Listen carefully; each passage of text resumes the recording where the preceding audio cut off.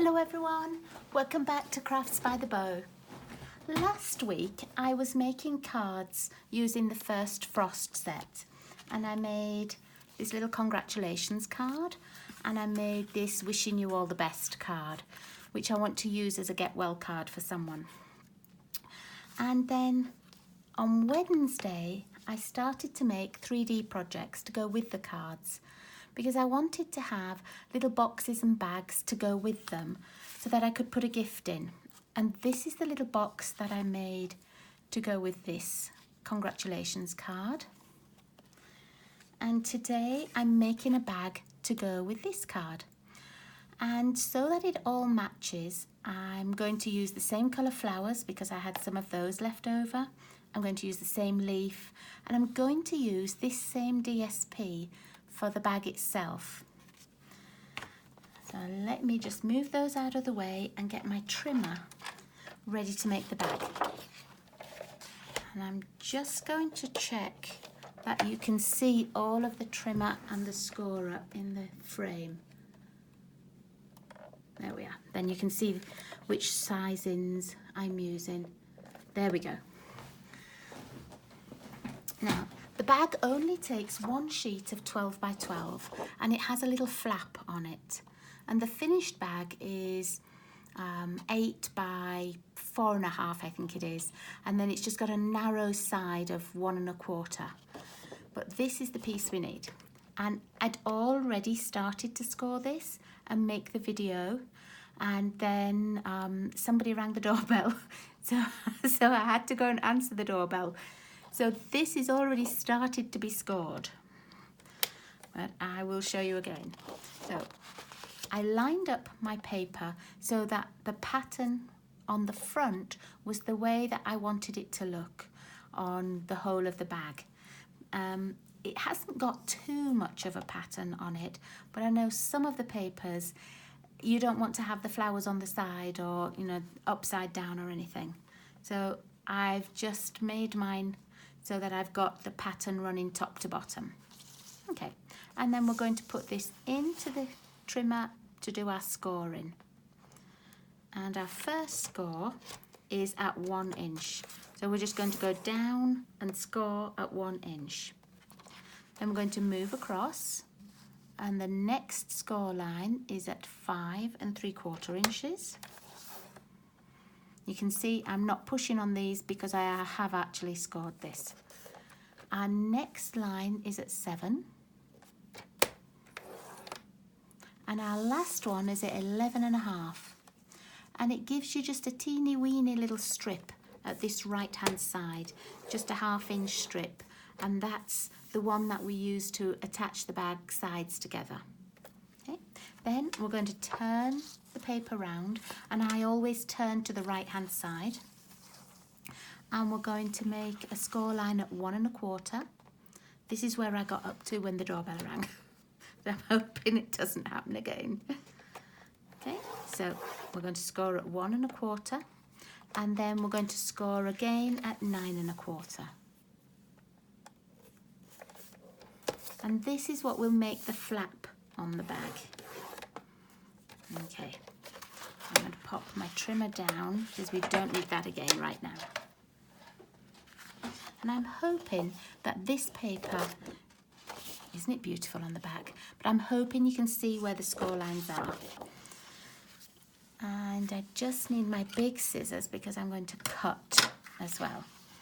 Now, you can fold over all your score lines to start with, but I like to cut first and then fold the score lines, and that way I know I've got right onto the exact place that I want to cut to, and I've not gone, you know, I've not sort of folded this and it's been a little bit wonky and then I've had to cut it and I've cut it wonky.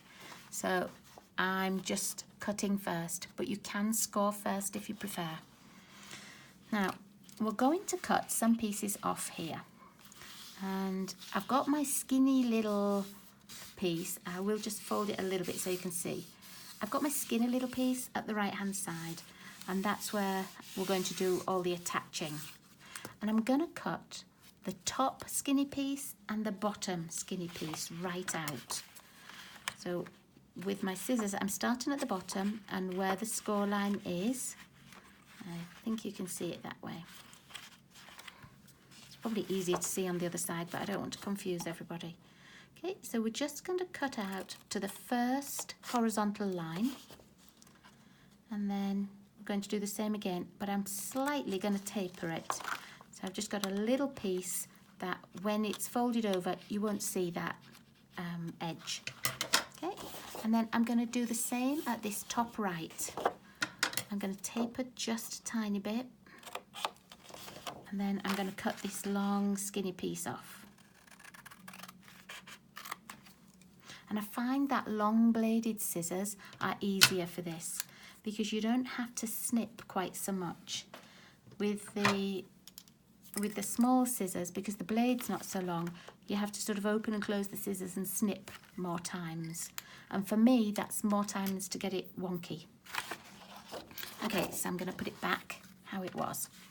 Now, this piece here, from the right-hand side to the first score line, which is here, we're going to keep, because that's going to make the flap that goes over the bag. But these three pieces here, one up to the 1 1/4 inch, up to the 5 3/4 inch, and up to the 7 inch, we don't need that. So I'm going to cut that right off. Just going to cut straight across. It's very difficult on this paper actually to see where my line starts. So I've gone across 1, gone across 2, gone across 3. Now don't taper this piece at all. We're just going to cut down from the top.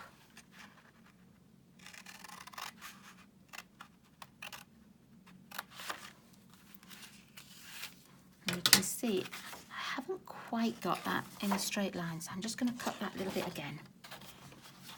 Might help if I popped my glasses on. Oh yeah, it helps a lot. Okay. I think it's because I'm trying to cut sort of back-handed.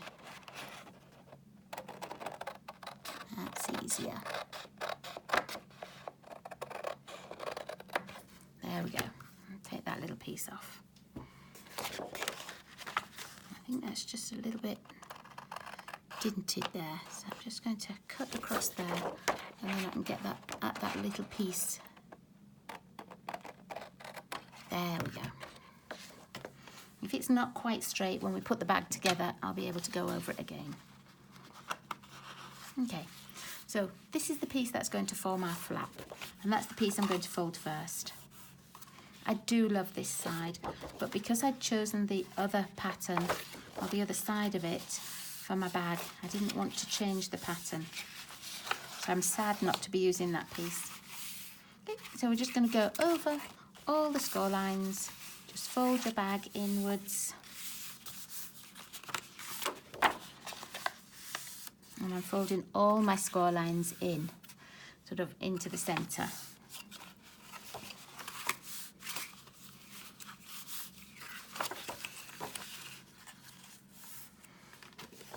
And then this is where it will actually close down this piece. And I'm going to put a little bit of tear and tape down here. You can use wet glue if you prefer, but it takes a little while to dry and you end up having to hold it for a while. So I prefer to use tear and tape on these kind of projects.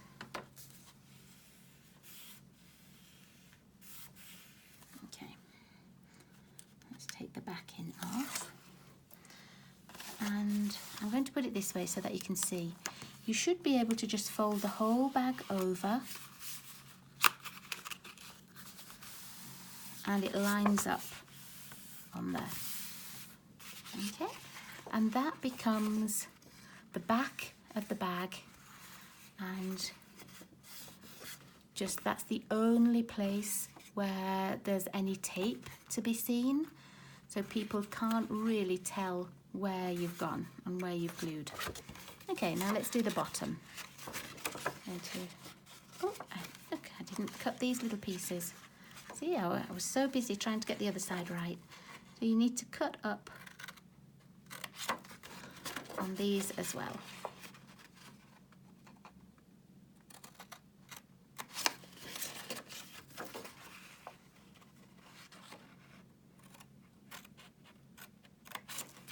Okay. And then these are just going to fold inside. And I choose whichever flap makes it look the best underneath. So I don't ever put my tape on till I know which flap I want it to be. And I think I'm going to have that one. So I'm going to put my tape on the back of that one. And you can do this ahead of time before you tape everything together, but I like to see which one's looking the best. And that way, you know, then I can choose which one to put the glue onto.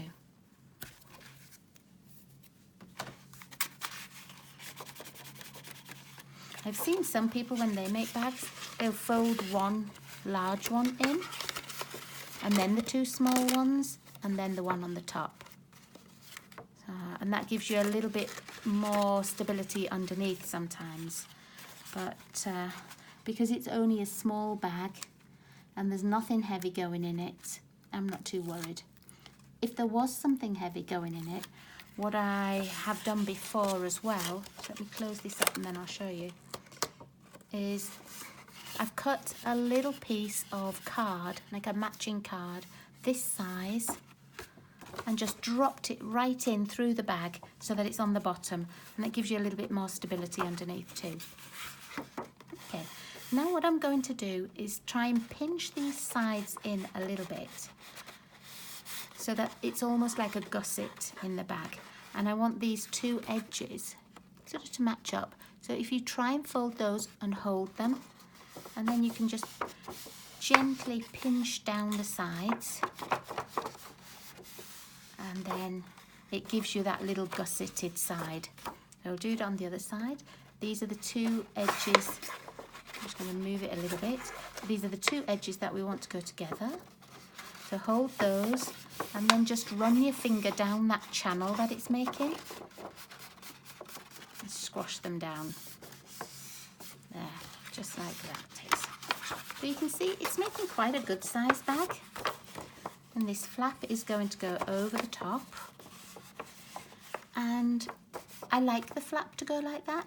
Sometimes what I've done is rounded the corners, but I like it to go and to meet at the edges because I'm going to put ribbon through here on this one.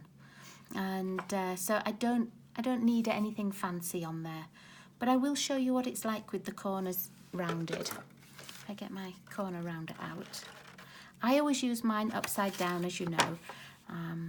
Stampin' Up! Don't make this one anymore. They use the triple punch one.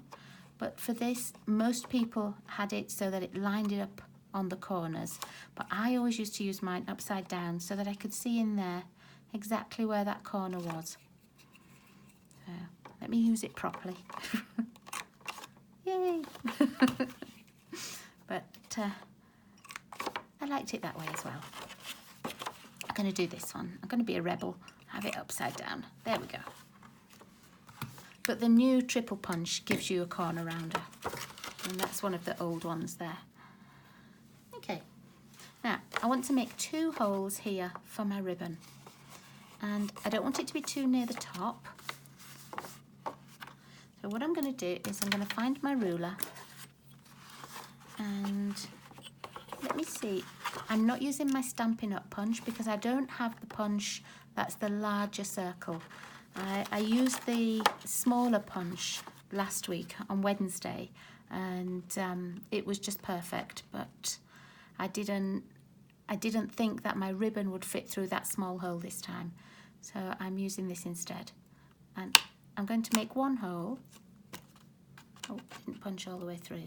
That's because it's not a Stampin' Up! Punch. If it had been a Stampin' Up! Punch, it would have gone through the first time. Okay, so I've got my one circle here. I'm just going to measure from the centre of the hole to the outside. Look at that, it's 1 inch. So I just want to have it sort of roughly in line. So I'm going to go 1 inch and I'm just going to draw a little dot there. And then I'm going to try and stamp in the same, punch in the same place.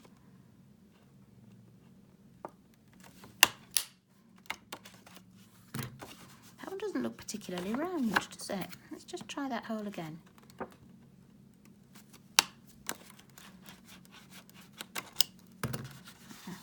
It's a bit bigger, but at least it's a round hole this time. See, as I said, if it had been Stampin' Up, it would have gone through the first time. Now I'm going to have to just trim a little bit off. But it's left a little piece that I don't like. There. Right. So now for my ribbon, I'm not quite sure which ribbon I was going to use. So I've got out the new Magnolia Lane ribbon, and I also got out the cream metallic edge, because my card had these little gold bits on, and although my card wasn't cream, I thought the gold bits might look nice, and actually it does. So I'm just going to thread it through the one hole.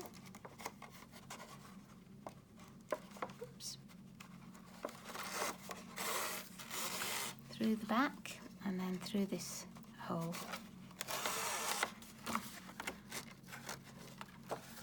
I just need enough to tie a bow.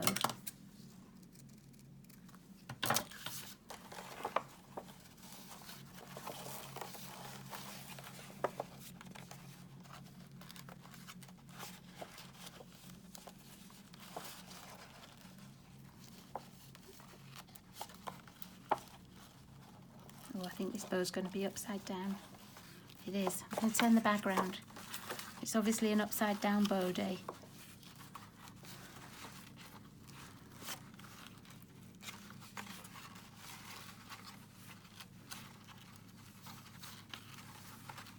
I'm just going to move that along a little bit so that it's in the middle of the bag. I've got it tied slightly off to one side. Move it along a little bit, make that bow just a nice size.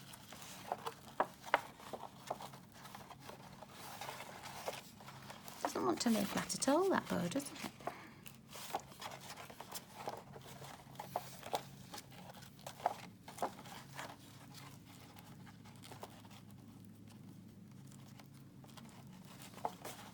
No, don't like that bow. Let's try again.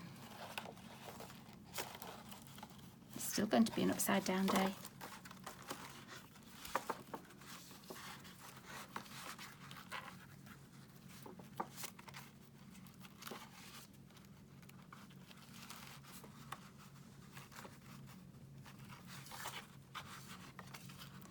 Goodness me, never had so much problem tying a bow in my life. There we go.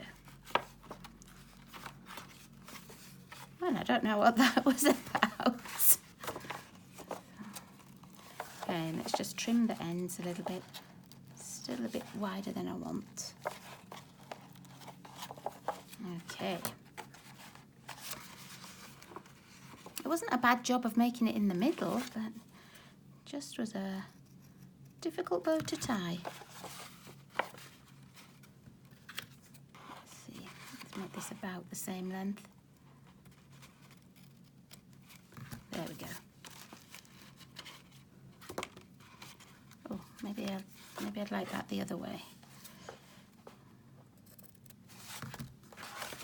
Yeah, I like that better. Let's get rid of those bits. Okay, now for the decoration for the front, I wanted to make something very similar to the card. So with the layering squares that I was using last week, I used the biggest scallop in the same old olive and the biggest square in white. I didn't do any stamping or anything. So here are my pieces. Here's my biggest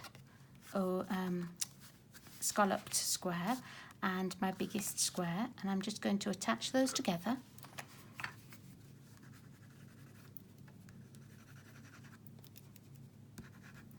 Now it's one of those days, ladies. Now my glue doesn't want to work. No, let's find another one.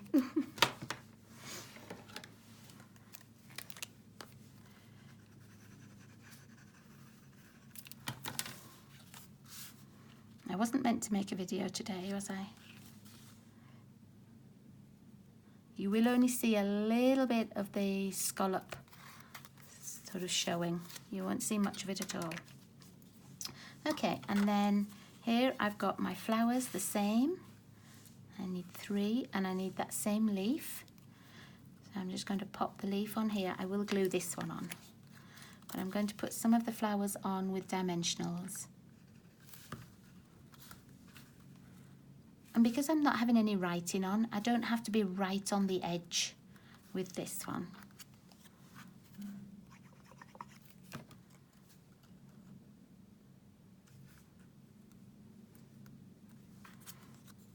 I'll pop this one on. And the little one I will put on with a dimensional.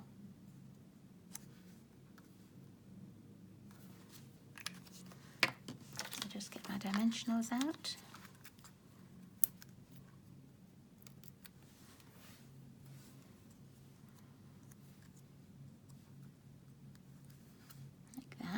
And then I'm going to get my little metallic pearls and I'm just going to pop 3 pearls on so that it mimics the pearls on here.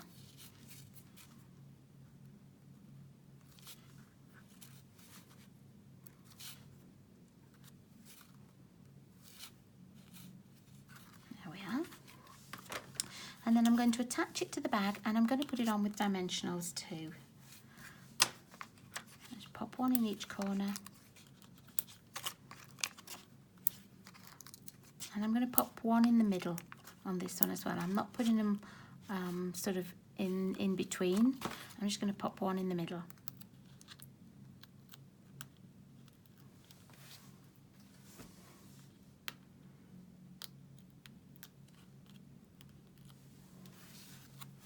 There we are. And then I'm just going to pop it on the bag. You could make it as a tag if you would rather. And you could certainly do some printing on there. But for today, that's not what I'm doing. So here we are. Here's my stand-up little bag and my matching card. So I hope you liked watching the 3D projects this week. It made a little bit of a change for me as well to have a week where I made the cards and then the following week where I made the bag and the boxes to go with them.